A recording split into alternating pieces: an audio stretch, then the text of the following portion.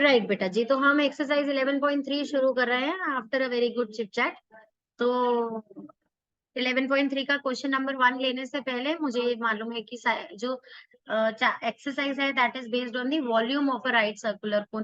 पहले तो एक मैं आपको बात बता दूं, ये जो इतना भारी सा वर्ड लगता है राइट सर्कुलर कोन, इसका मतलब सीधा सा इतना है कि ये एक सर्कल है, उसके ऊपर राइट एंगल पे हाइट है और ऐसा कोन है।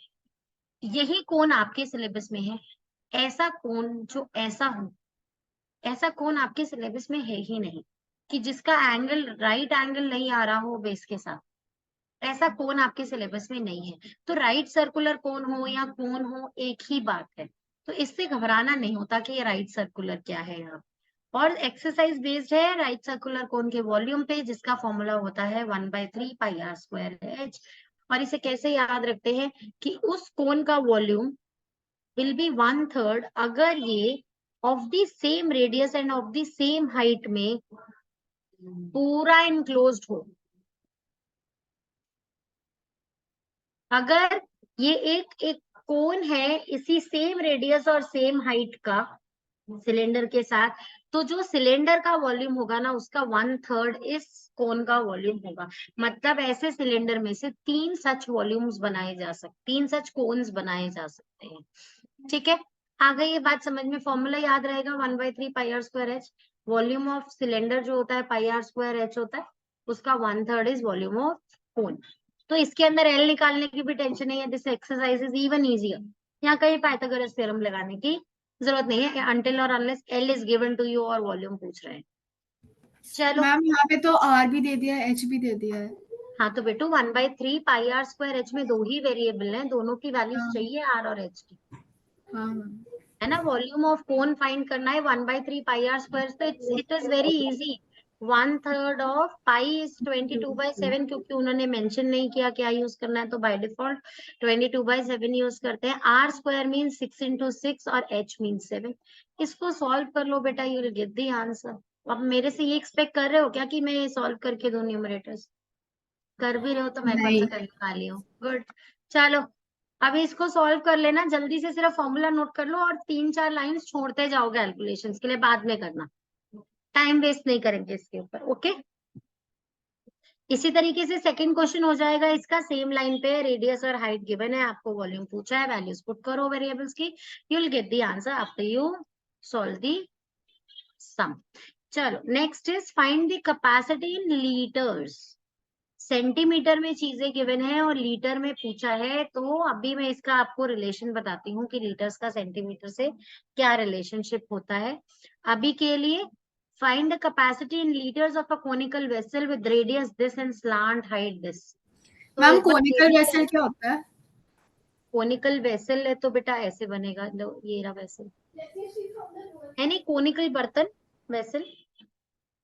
ठीक है, तो कोनिकल वेसल है तो ऑब्वियसली ऐसा ही ड्रॉ करना लॉजिकली करेक्ट है।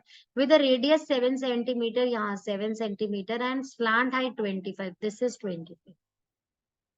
अब आपको ये फाइंड करनी है पाइथागोरस थ्योरम, पाइथागोरियन ट्रिपलेट्स बताऊंगी मैं आपको।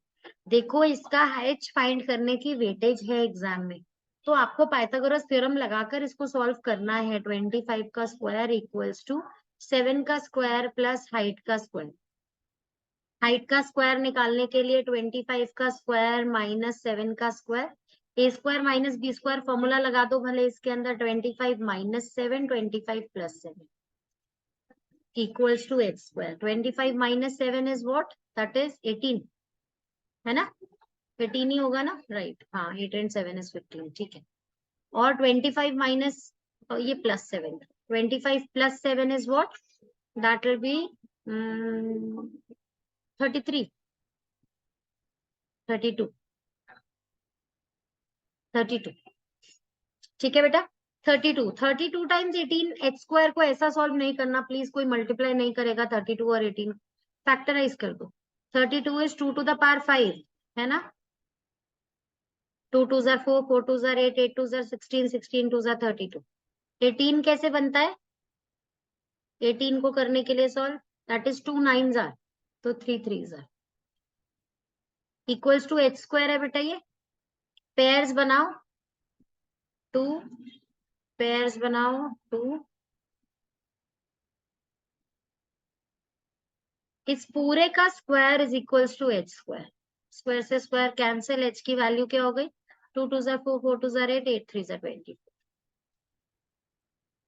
अब ऐसा करो, आपका जो रजिस्टर का हेडर है ना, वहां फेमस पाइथागोरियन ट्रिपलेट नोट करो 3 4 5,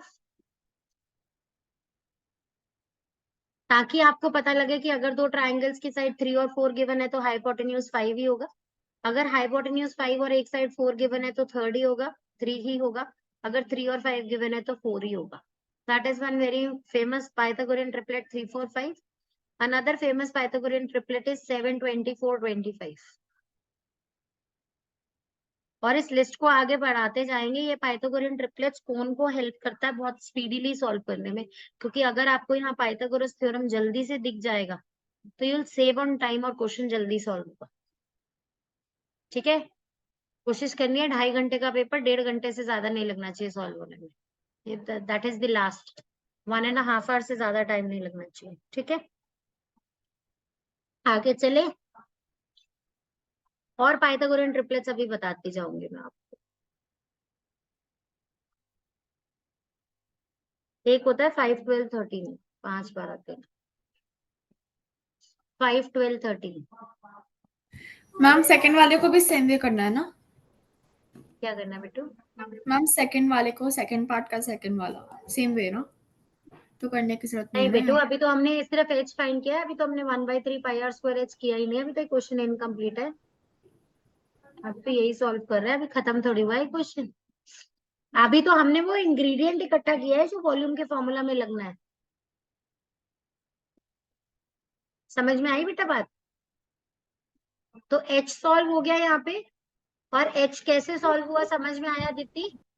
हाँ क्योंकि मैम। हाइपोटेन्यूज, ये एच एक्चुअली हाइट था ना, यहाँ पे एच, ये जो हाइट गिवन है एच, इसके लिए आपने 25 स्क्वायर माइनस 7 स्क्वायर किया, तो ए स्क्वायर माइनस बी स्क्वायर लगाकर सॉल्व किया। ठीक है, मैं स्क्रीन क्रिएट ही कर देती हूँ क्योंकि स्क्रीन क्रिएटेड नहीं है तो नीट नहीं लग रहा है काम। चलो, अब हम क्या कर रहे हैं यहाँ पे? अब 1/3 pi r square h, volume of cone निकालने के लिए 1/3 पाई आर स्क्वायर एच।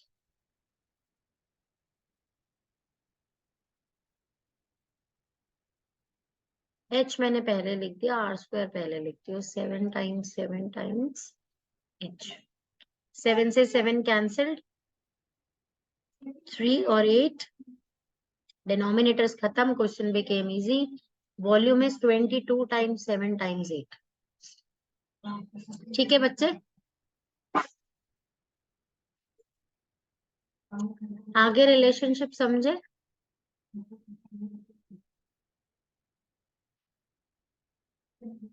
करो, इसको सॉल्व कर दो जल्दी से आंसर को, फिर आगे बताती हूँ क्योंकि वैल्यू पुट करनी है आगे।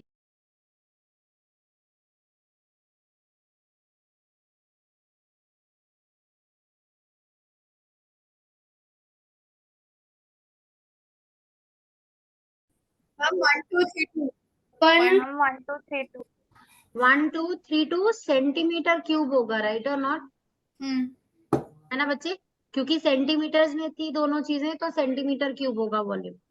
अब आपको पता है कि 1 लीटर इज इक्वल्स टू बेटा 1000 सेंटीमीटर क्यूब होता है ना? इसको लिख लो और याद रखना है ये। और आप इसे ऐसे भी याद रख सकते हो कि 1 litre is equals to 1000 millilitre होता है ना, तो 1000 मिलीलीटर मतलब 1000 सेंटीमीटर क्यूब होता है। तो 1 मिलीलीटर 1 सेंटीमीटर क्यूब के इक्वल होता है। इसको कैसे याद रखना है पता है माइंड में? खुद को ऐसा मेमोरी ट्रिक दो। ये एक और बात बता रही हूँ कि 1 metre cube is equals to 1000 litre. ये भी याद रखना है। ये दो चीजें याद रखनी है। कैसे?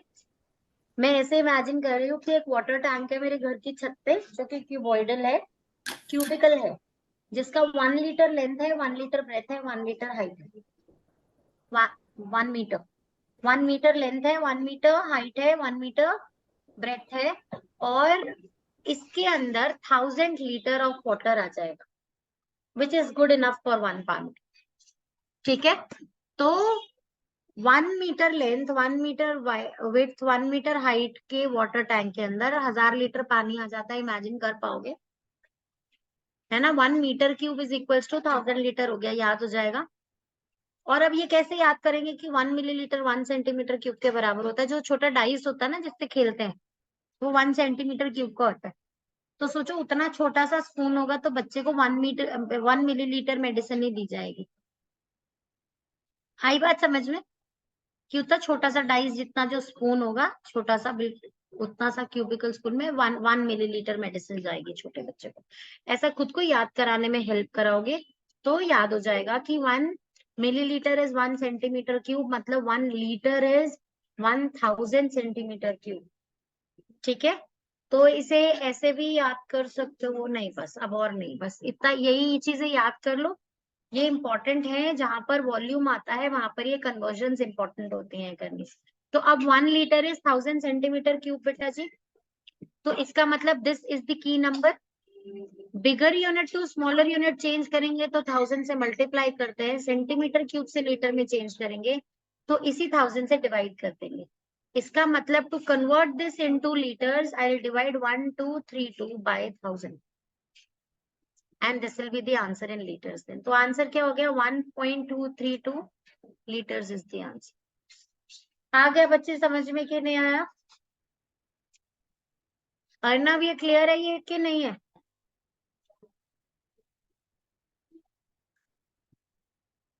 अर्नव फ्रोजन तो नहीं है बेटा, अच्छा गया, नेटवर्क ही गया।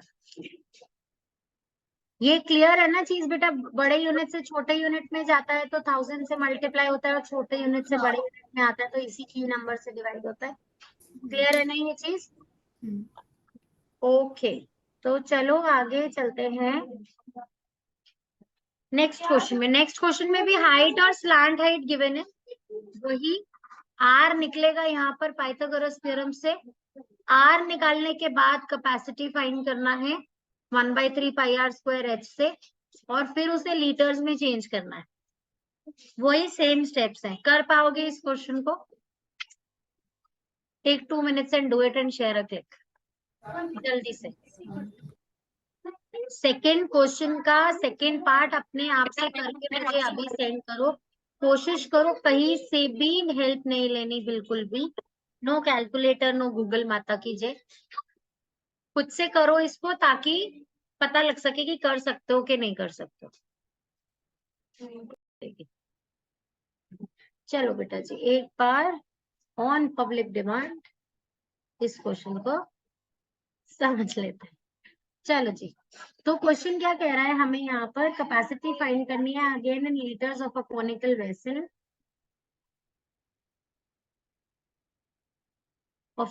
वेसल जिसका हाइट इज 12, जिसका स्लांट हाइट इज 13। मैंने अभी थोड़ी देर पहले आपको फेमस ट्रिपलेट्स बताए जिसके अंदर की 5, 12, 13 एक ट्रिपलेट लिखवाया था मैंने आपको।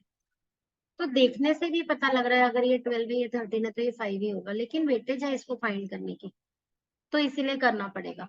कैसे करेंगे? पर ये जब आपको पता होता है ना आंसर तो कॉन्फिडेंस बढ़ जाता है, गलती नहीं होती फिर। तो इसलिए ट्रिक्स फेमस ट्रिपलेट सब याद करने हैं। चलो तो अभी मैं क्या कह रही हूँ, कैपेसिटी निकालने के लिए 1/3 पाई आर स्क्वायर एच चाहिए, लेकिन इसके लिए आर मेरे पास है नहीं, तो इसके लिए मैं आर यहाँ साइड पे फाइंड कर रही हूँ। 13 का स्क्वायर इज इक्वल्स टू 12 का स्क्वायर प्लस आर का स्क्वायर से। देते ध्यान से देखो बेटा, यहाँ गलती किया ना आपने। 13 का स्क्वायर माइनस 12 का स्क्वायर इक्वल्स टू आर का स्क्वायर बेटा। चाहो तो आप इसे ऐसे भी कर सकते हो, 169 माइनस 144 25 आएगा। चाहो तो आप ऐसा कर सकते हो 13 माइनस 12 और 13 प्लस 12। तो 13 माइनस 12 इज 1 और 13 plus 12 is 25 equals to r square. दीदी समझ में आया बेटा? मैम मैंने कॉपी गलत कर लिया था मैम, मैंने 13 - 2 लिख दिया था इंस्टेड ऑफ 12। तो आप 25 इज व्हाट, 5 का स्क्वायर, 5 का square is r square, square से स्क्वायर गॉन, आर की वैल्यू 5 आ गई। ठीक है बेटा, ये 5 आ गई। अब इसको फॉर्मूला में पुट करो, 1/3 पाई का वैल्यू नहीं गिवन है, 22/7 आर स्क्वायर इज 5 का स्क्वायर टाइम्स एच इज 12। इसको आपको सॉल्व करना है बेटा। तो this is 3 1s are, this is 3 4s are, rest कुछ और कट हो नहीं रहा है तो सॉल्व करना पड़ेगा। अब ये जो भी आंसर आएगा ये वॉल्यूम इन सेंटीमीटर क्यूब आएगा बेटा। वॉल्यूम इन लीटर्स निकालने के लिए क्या करेंगे, इसको 1000 से डिवाइड करना है। तो 1 into 22 times 5 into 5 times 4 by 1000 और 7। तो चाहो तो अब ये 5 2 जार 10 है, 5 2 जार 10 है, 2 जीरोस यहाँ से कट कर सकते हो, इन सबको कट। अच्छा ये 22 है, नहीं नहीं इसमें था। तो अब मैं यहाँ पे क्या करूंगी, दिस इज, ये रहे दो टूज, ये रहे दो फाइव्स, इनको कट कर देते हैं और दो जीरोस कट कर देते हैं, क्योंकि every zero in 1000 represents 2 into 5, क्योंकि हर 10 2 इंटू 5 से बना है ना। तो दो जीरोस कट हो जाएंगे, दो फाइव्स और दो फोर से जल्दी से। और अब तो ये इजी हो गया। 22/7 का वैल्यू 3.14 आता है ना बाय 10, रफली अप्रोक्सीमेटली। तो बाय 10 मतलब 0.314 लीटर। आया समझ में बेटा कि नहीं आया? आंसर चेक कर लो एक बार इसका।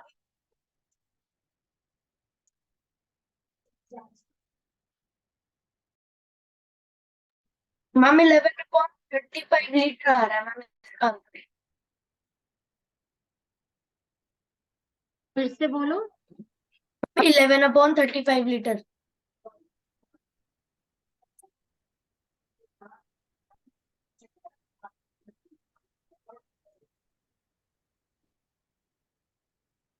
इलेवन अपॉन 35 को कैलकुलेटर से सॉल्व करना है। एक बार कोई बच्चा, मेरा फोन ऑफ है, मैं कर नहीं पाऊंगी, या मैं सिस्टम पे करूं। 11/35 करना, पॉइंट्स में कितना आ रहा है बेटा? 314 मैम। ठीक है, ठीक है ना हमारा आंसर फिर। ओके। मैंने एक्चुअली बेटा क्या किया, यहाँ से मैंने जो पाई का वैल्यू रफली अप्रोक्सीमेटली जो पाई का वैल्यू होता है 3.14 यूज किया, और बाय 10 करके मैम पॉइंट पर लेफ्ट को move किया। 0.314 ही आ रहा है कैलकुलेट करके, कैलकुलेटर से भी। हाँ मैम। हाँ वही तो बता रहा है, वो देख लिया उसने अर्नब ने बेटा, कि 11/35 लीटर्स आ रहा है ना वैसा सॉल्व करके। तो मैंने उसको पॉइंट्स में चेंज कर दिया लीटर्स में। आपकी मर्जी है कैसे भी करो। ठीक है बच्चे, चले आगे। दीदी क्लियर हो गया बेटा क्वेश्चन? मैम पता नहीं क्यों मैंने देखा ही नहीं बुक कि मैम मैंने 2 लिखा है। मैम फिर मैंने जब आपको पिक भेजी तब मेरे को रियलाइज हुआ कि मैम मैंने 13+2 लिखा है। मैम जब एग्जाम में ऐसे मार्क्स आते हैं कितना गंदा लगता है। हाँ ये पता है क्यों होता है, when you are in a rush to, क्योंकि आपका माइंड जो है वो आपको कह रहा है मुझे पता है मुझे पता है मुझे पता है, तो वो हाथ पीछे से गलती करता जा रहा है। तो इसीलिए ना खुद को hold on, take a deep breath and then do the question, कि मुझे नीटली हर स्टेप को प्रेजेंट करना है बेटा। माइंड बहुत तेज चलता है कॉम्पिटेटिव एग्जाम्स के लिए, सीबीएसई के लिए उसको रोकना पड़ता है, क्योंकि माइंड जल्दी सॉल्व करेगा, लेकिन माइंड को रोकना पड़ेगा कि मुझे नीटली प्रेजेंट भी करना है इस फैक्ट को जो मुझे ऑलरेडी पता है। तो सीबीएसई में you have to hold on a little to your soul and then solve. ठीक है, थोड़ा बहुत बहुत रश, मुझे पता है मैं कर लूंगी वाले में फैक्टर में गड़बड़ होती होती है। चलो नेक्स्ट क्वेश्चन करते हैं, question number 3। The height of a cone is this.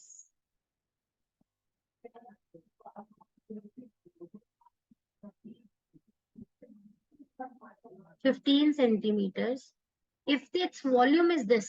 देखो बेटा, वॉल्यूम की वैल्यू गिवन है, पेरीमीटर की गिवन है, सरकम एरिया की गिवन है।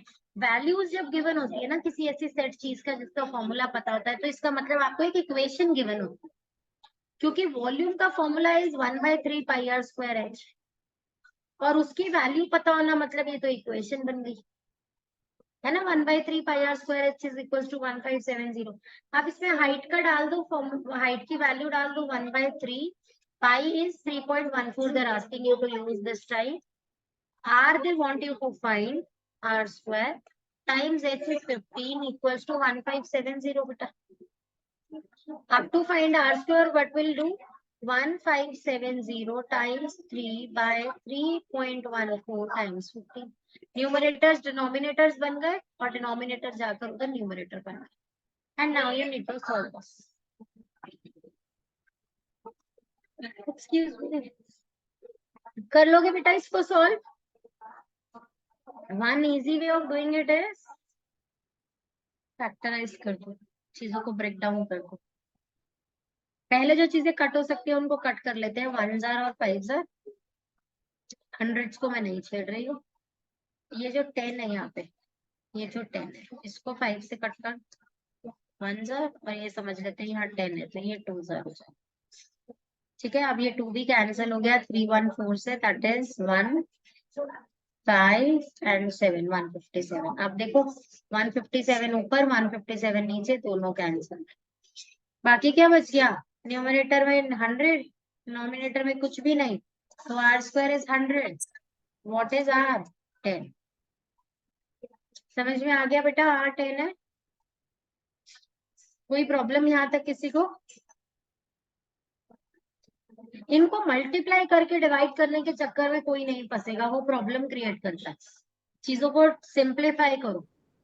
मैम देख के ना मैम ऐसे वाले क्वेश्चंस लाइक ऐसे वाले डिविजन्स को देख के ना मैम थोड़ा डर लगने लगता है मैम, क्योंकि इतने नहीं बड़े कोई बात नहीं, पता है सबसे पहले ना जीरोस को अलग करके 2 into 5 को कट करके और सम नंबर को इजी कर लेते हैं। जब ये जीरोस कम हो जाते हैं क्वेश्चन वैसे ही भी बहुत सिंपल होता जाता है, और जैसे जैसे डिनोमिनेटर कम हो जाएंगे क्वेश्चन तो इजी हो ही जाएगा, क्योंकि only numerator means only multiplication, है ना। चलो अभी क्वेश्चन कह क्या रहा है आगे, रेडियस फाइंड करना था बस। ले क्वेश्चन आगे कुछ कह ही नहीं रहा, उसे हमसे और कुछ चाहिए ही नहीं, खत्म हो गया फुल मार्क्स। ठीक है, यूनिट क्या आएगा आर का दीदी? यूनिट क्या लिखो? 10 वाट।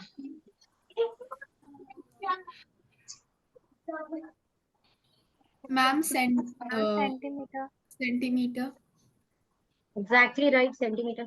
वॉल्यूम सेंटीमीटर क्यूब में है, हाइट सेंटीमीटर में है। ठीक है, चले आगे। अगर यहाँ मीटर क्यूब कुछ दिया होता या यहाँ मीटर दिया होता तो पहले यूनिट्स को सेम करना पड़ता बेटा, कन्वर्ट। ठीक है, ऐसे क्वेश्चंस भी मैम ट्रिक प्ले करेगी, एक चीज को मीटर में दे देगी, है ना, तो वो पहले चेंज करना पड़ेगा। क्वेश्चन नंबर 4 करें।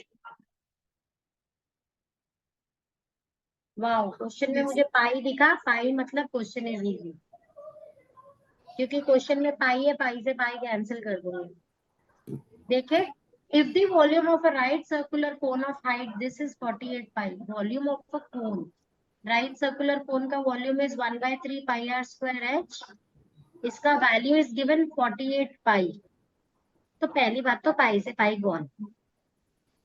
अब क्या बचा, 1/3 आर स्क्वायर, हाइट का वैल्यू 9 इज 48। दिख रहा है बेटा, इक्वेशन सिंप्लीफाई हो गई ना। अब क्या करेंगे, ये 3 आर स्क्वायर क्या हो गया 48/3। What is 48/3? 16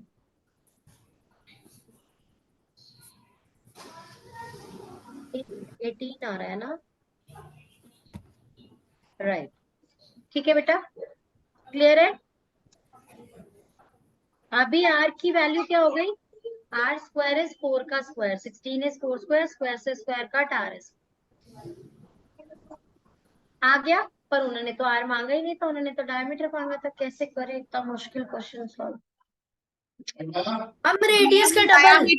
अरे मैं बोल रही थी ना अर्नव ने इतने मुश्किल क्वेश्चन में मुझे हेल्प कर दिया सच में। तो ऐसा बार तो फिर क्या 2 टाइम्स करना है 4 को 8। ठीक है बेटा, यूनिट्स का ध्यान रखना बेटा, यहाँ सेंटीमीटर क्यूब है तो फिर ये भी सेंटीमीटर्स में होगा। क्लियर है बच्चे, सिंपल है क्वेश्चन। क्वेश्चन को सिंपल बनाओगे तो सिंपल हो जाएगा, टफ बनाओगे तो कितना भी टफ बना सकते हो चीज को। मैम मेरे को ये वाले क्वेश्चन पिछले वाली एक्सरसाइज से ज्यादा इजी लग रहा है, पता नहीं क्यों।